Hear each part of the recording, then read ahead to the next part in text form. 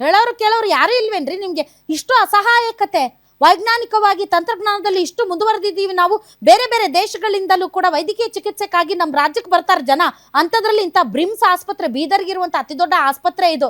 ಮಕ್ಕಳು ಸಾಯ್ತಾರೆ, ಡಾಕ್ಟರ್ಸ್ ಇರೋದಿಲ್ಲ, ಟಾಯ್ಲೆಟ್ ನೀರು ನುಗ್ಗುತ್ತೆ, ಕ್ಲೀನ್ ಮಾಡೋರು ಗತಿ ಇರಲ್ಲ, ವೈದ್ಯರ ಗತಿ ಇರಲ್ಲ, ಯಾವುದೇ ತಜ್ಞ ವೈದ್ಯರು ಇರೋದಿಲ್ಲ.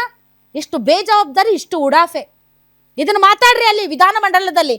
ಉತ್ತರ ಕರ್ನಾಟಕದ ಸಮಸ್ಯೆಗಳ ಬಗ್ಗೆ ಜೋರಾಗಿ 3-4 ದಿನದಿಂದ ಭಾಗ್ಯಲಕ್ಷ್ಮಿ, ಗೃಹಲಕ್ಷ್ಮಿ 2 ತಿಂಗಳಿಂದ ಬಂದಿಲ್ಲ, 2 ತಿಂಗಳಿಂದ ಬಂದಿಲ್ಲ, ಸಾರಿ ಕೇಳಬೇಕಂತ ಹಿಡ್ಕೊಂಡು ಕುಂತಿರಲ್ಲ 3 ದಿನದಿಂದ. ಬ್ರಿಮ್ಸ್ ಆಸ್ಪತ್ರೆ ಬಗ್ಗೆ ಮಾತಾಡ್ರಿ ಅಲ್ಲಿ ಉತ್ತರ ಕರ್ನಾಟಕ ಭಾಗದ ಜನ. ಹೆಂಗೆ ಗಬ್ಬು ನಾರ್ತಾ ಇದೆ ಇಂತ. ಸರಿಯಾಗಿ ಆಸ್ಪತ್ರೆಗಳ ಗತಿ ಇಲ್ಲ.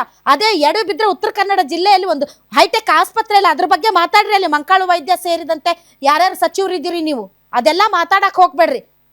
ಅದನ್ನು ಬಿಟ್ಟು ಅವ್ರು ರಾಜೀನಾಮೆ ಕೊಡಬೇಕು, ಇವರು ಕ್ಷಮೆ ಕೇಳಬೇಕು, ಇದರಲ್ಲಿ ಇಡೀ ವಿಧಾನಮಂಡಲದ ಅಧಿವೇಶನ ಮುಗಿಸ್ಬಿಡ್ತೀರಿ. ಉತ್ತರ ಕರ್ನಾಟಕದ ಸಮಸ್ಯೆಗಳು ಹಾಳಾಗಿ ಹೋಗ್ಲಿ ಅತ್ಲಾಗೆ.